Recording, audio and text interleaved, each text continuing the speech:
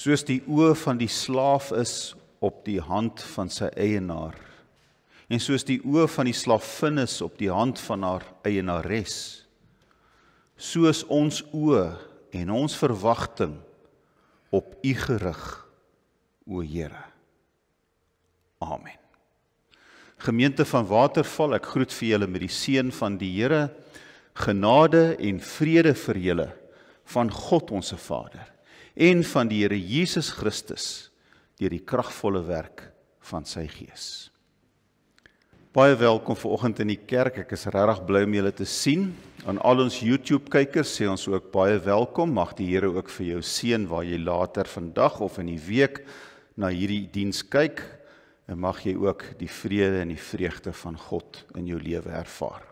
Tema vanoggend is, weet jy of glo jy? Matteus 2 van vers 1 af. Kom ons bid saam. Here, ons buig voor U, en ons het nou ook met die lied vir U lof toegebring oor hierdie Kersfeestyd.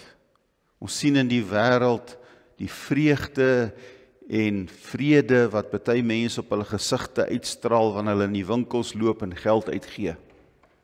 Maar ons weet ook, Here, dat so baie mense wat Kerstyd vier, nie eintlik verstaan waaroor dit gaan nie.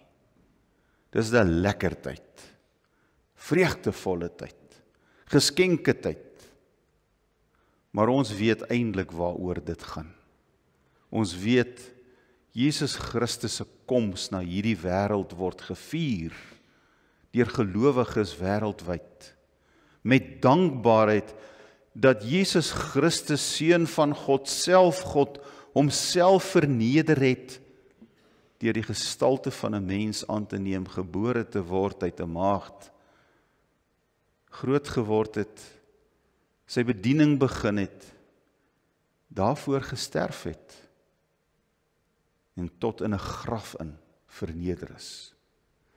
Maar dankie dat U opgestaan het, dat U oorwinnaar is, dat U lewe, dat U aan die regterhand van die Vader sit en vir ons intree, en dat ons 'n lewende God aanbid, wat hom op hierdie manier deur sy seun genade gegee het.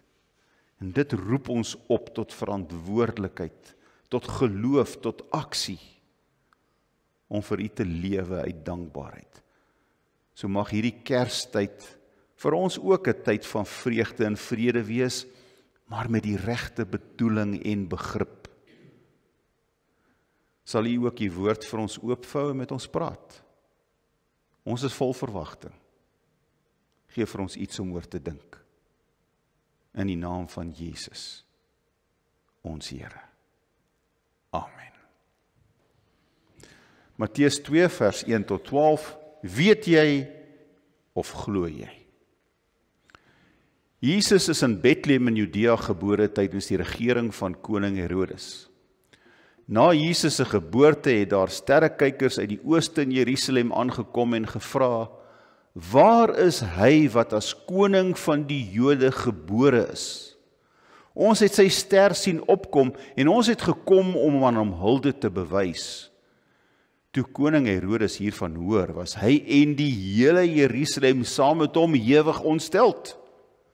Hy het toe die priesterhoofde en die skrifgeleerdes van die volk bymekaar geroep en hulle uitgevra oor waar die Christus gebore sou word. Hulle het hom geantwoord, in Bethlehem in Judea, want so is dit deur die profeet geskrywe, dis Micha 5. En jy, Bethlehem, gebied van Juda, jy is beslis nie die kleinste onder die leiers van Juda nie. Uit jou sal 'n leier voorkom, wat vir my volk Israel 'n herder sal wees.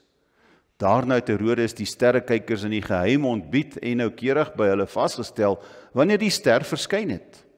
Hy het hulle na Bethlehem toe gestuur met die woorde, gaan doen noukeurig ondersoek na die kindjie.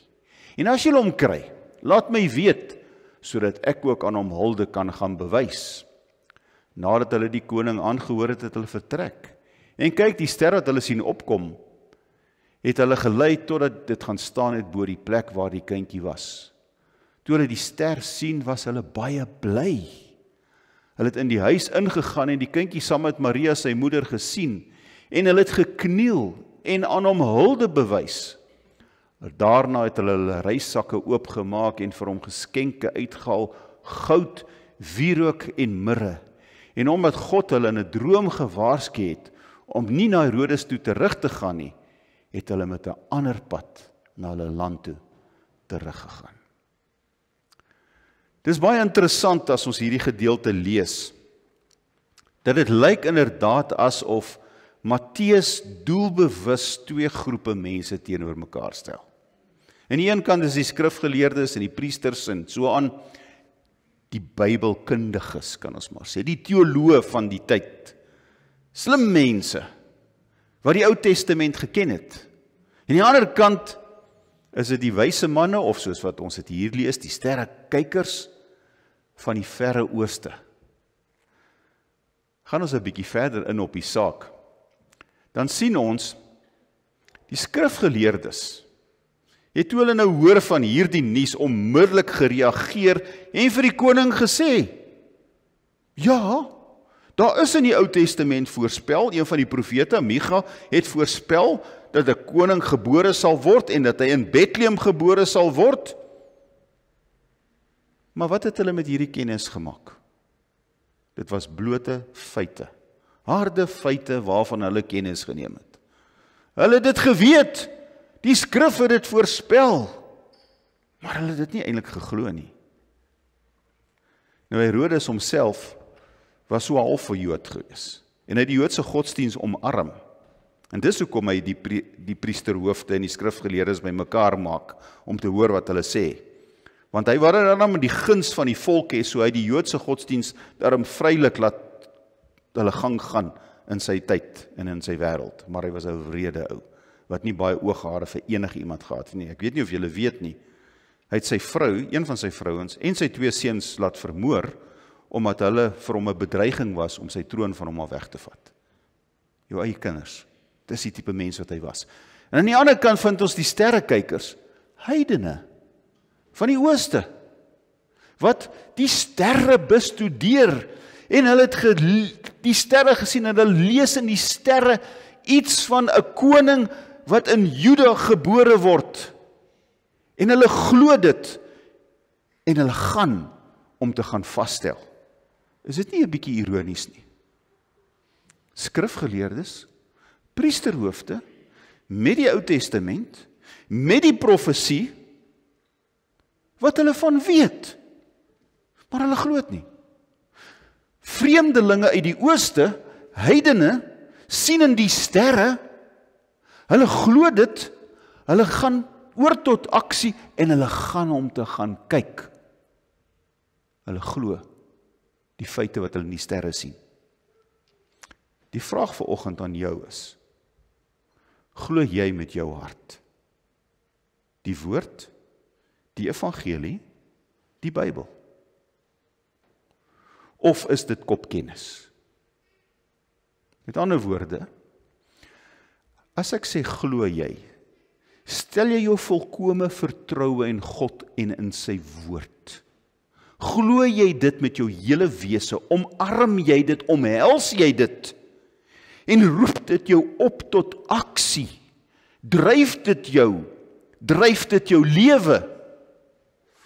Of loop jy ook die gevaar, soos baie, ons weet?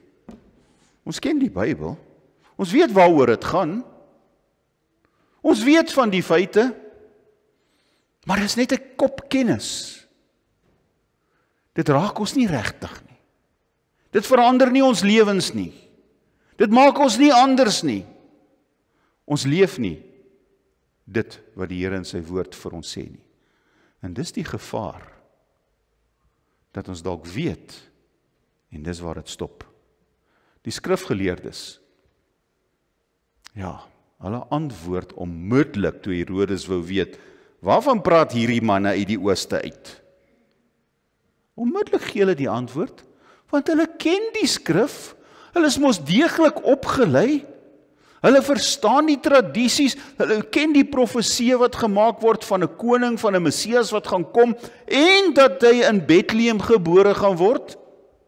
Hulle het nou nog die wet, die die 10 gebooie met alles wat staan in die eerste 5 boeke van die Bybel, en hulle het nog die Mishnah, die 613 reeltjies, wat vir jou die wet uiteensit, hoe jy dit prakties moet lewe, en hulle is toegewyd hierin. Man, hierdie ouens is net van die beste wat jy kan kry. Is getrou in al hierdie goed. En tog, wanneer hierdie goeie nuus hulle bereik, wat maak hulle daarmee? Ek meen, die sterrekundiges kom maar aan, eindelik roep hulle op tot gehoorsaamheid, tot geloof. Ek meen, hier kom die vreemdelinge en herinner die kerkmense aan die profesie. Maar hulle doen niks nie. Hulle word nie daardeur geroer nie. Tewens is hulle ontsteld, saam met Herodes. Ons kan maar sê, hulle was 'n regte klomp kruipers. Saam met Herodes is hulle verskriklik ontsteld oor hierdie nuus, want daar's 'n ander koning hier onder sy neus. Weereens is hy onmiddellik bedreig. Daarom hierdie skelmwoorde. Gaan kyk waar sy dan kom sê julle vir my. Ek wil ook graag gaan hom hulde bewys. Dis nie wat hy wil doen nie, ons weet dit. Want ons weet van die moord onder al die 2-jarige seentjies. So, vir hulle is dit net koue feite. Kennis. Ons weet. Maar so what? Dit raak hulle nie. Kennis sonder geloof is leeg. En dis wat ons hier sien. En dis waarmee ek en jy gekonfronteer word. Weet ons al hierdie mooi dinge, maar hoe impakteer dit op my lewe? Verander dit my lewe? Roep dit my op tot aksie? Weet, ons kom kerk toe en ons doen al hierdie wonderlike mooi ding. Ons hou nagmaal en ons doop en ons doen belydenis aflegging. En ons, ja, dis mooi. Pragtige tradisies. So gewoond geraak daarmee groot geword. Dis hoe dit is. Maar raak dit ons nog regtig hier diep binne? Of bly dit maar net koue feite in my hart? So laat dit vir ons 'n waarskuwing wees. Ek het eenslag gelees, hulle sê so 12 duim, lineaal lengte, né? Kop en hart. So sê die persoon, dis hoe ver jy die hemel kan mis, met 12 duim. Want as kennis, net kennis bly, maar dit sit nie om 'n geloof nie. Want wat is geloof? En dit sê die katekismes en die Nederlandse geloofsbelijdenis vir ons so mooi. Geloof is kennis en 'n vaste vertroue. Kennis en 'n vaste vertroue. Kennis, geloof, aksie. Ons kan nie die goed van mekaar losmaak nie. So wanneer jy die kennis het en jy glo dit, dryf dit jou tot gehoorsaamheid. Sit dit om in aksie. Dit spoel nie net verby nie. Of raak ons ook maar ontsteld, want jy weet, as 'n ander ou op my sitplek kom sit, of as iemand net karring aan iets in die kerk, as die dominee net iets niets wil doen, dan is ons opgetrek en ons is weer kwaad, ons moet net nie neek nie, want ons doen dit al vir jare so. Dan raak ons ook ontsteld oor nietighede, en ons trek mekaar se hare uit, en verwoes en maak seer. Dis nie hoe dit hoort nie. Dan kyk ons aan die ander kant, na die sterrekykers, die wyse manne. Die prentjie is ook nou maar gewoond aan die tradisie van 3. Staan nêrens in die Bybel, daar was 3 nie, daar was 3 geskenke. Ons weet nie hoeveel was daar nie. Maar hierdie ouens kom ongeveer 1200 na 1500 kilometer ver. Nou as jy met 'n kameel getrek het, reken hulle het jy so tussen 20, maksimaal 30 kilometer per dag getrek. So nou kan jy vir jouself die sommetjies gaan maak. Hoeveel maande het dit hulle gevat om hierdie ster te volg wat hulle gesien het? Die ster van die koning van die Jode. Hulle was die Jode nie. Niks geweet van die Joodse Ou Testament nie, van die wet en die profete nie. Hulle niks geweet van die Joodse tradisies nie. Maar hulle het iets in die sterre. Iets wat God aan hulle wys. Kom hulle en hulle pak op. Want hulle wil hierdie koning gaan eer. Hulle wil met hulle oë gaan sien. Hulle glo hierdie tekens wat hulle sien. Hierdie feite word vir hulle geloof in aksie. Geen nie om hoe lank het hulle gaan vat nie. Maak nie saak hoeveel het hulle gaan kos nie. Maak nie saak wat se gevaar daar gaan wees in die natuur, in die koue, in die son en maak nie saak nie. Ons reageer op wat ons gesien het. Hierdie kennis word aksie. Ons wil die koning van die Jode gaan ontmoet. En wanneer hulle hom kry, anders as die ouens in Jerusalem, né? Anders as die Joodse volk, val hulle voor hom neer. Hulle gee vir hom geskenke. En hierdie geskenke is geskenke wat jy vir 'n koning sou gee. Daarmee sê hulle met hierdie wierook en mirre en met die goud, ons erken jou as 'n koning. Hulle kennis lei tot geloof, erkenning, aanbidding, verering, geloof in aksie. Dis nie dormante, koue feite nie. Interessante episodetjie wat hulle gou gaan navors het nie. Dis kennis wat hulle gedwing het tot aksie, wat hulle laat neerbuig voor die koning van die wêreld. Geloof. So ek sien iets by die heidene van geloof. En die skrifgeleerdes en die priesters, die gelowiges in Jerusalem, niks. Vrees, twyfel, ontsteltenis.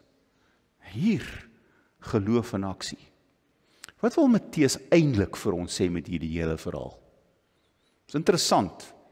As jy Matteus 1 lees, en jy lees die geslagsregister van die Here Jesus, dan kom daar 'n hele paar heidene in die geslagsregister voor. Rahab die prostituut, die vrou van Uria, Batseba, wat uiteindelik die vrou van Dawid geword het. Rut, heidene, sy was 'n Moabiet. In die voorgeslag van Christus pertinent genoem. En dan sluit Matteus die brief of die boek af met Matteus 28 met die groot opdrag. Gaan na al die nasies toe en verkondig aan hulle die evangelie. En nou die sterrekykers net om nog die puntjie verder te versterk. So wat wil hy eintlik sê? Anders as wat die Jode gesê het van sy tyd. Want hulle het gedink die Joodse geloof is vir die Jode. Hulle het vere gevoel vir die res van die wêreld. Abraham was geroep. Deur jou sal die seëning tot die wêreld kom.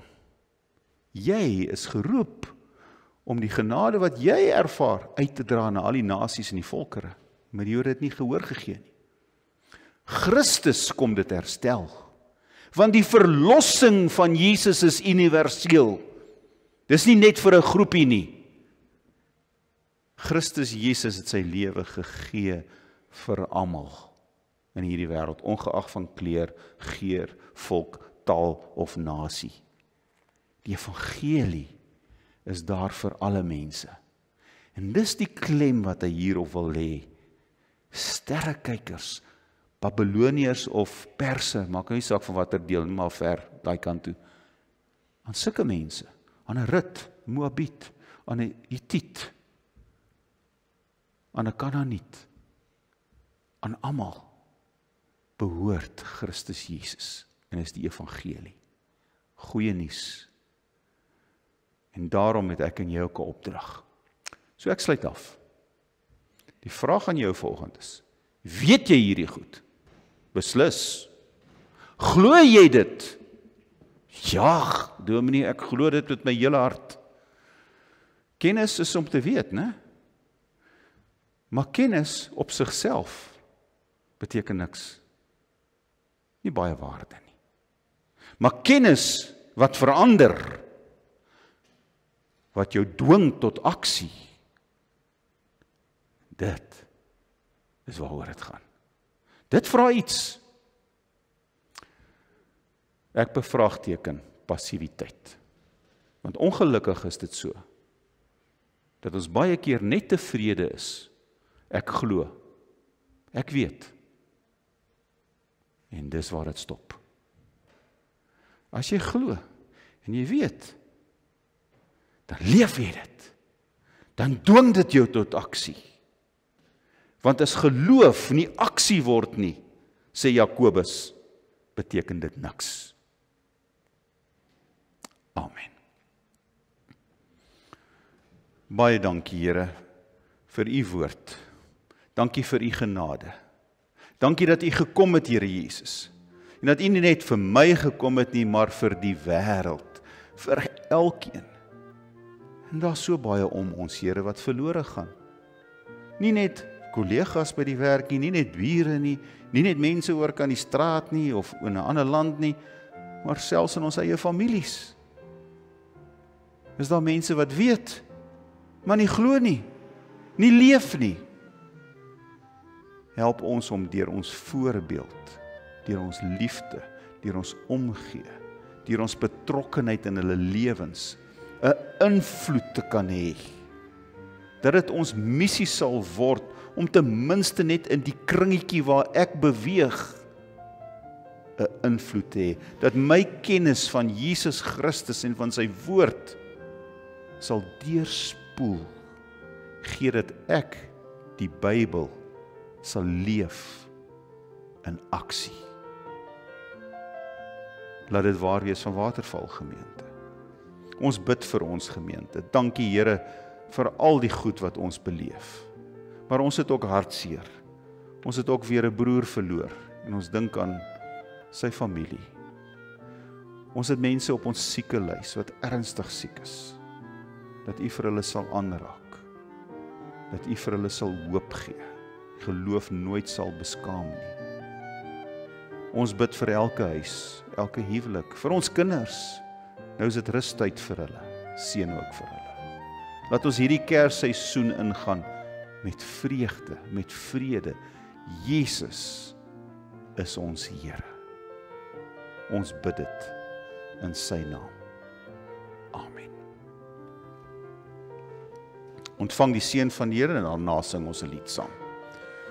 Mag die genade van ons Here Jesus Christus met elkeen van ons wees. Mag sy liefde ons toevou en ons dwing om tot geloof oor te gaan deur sy Gees wat ons daarin help en lei. Amen.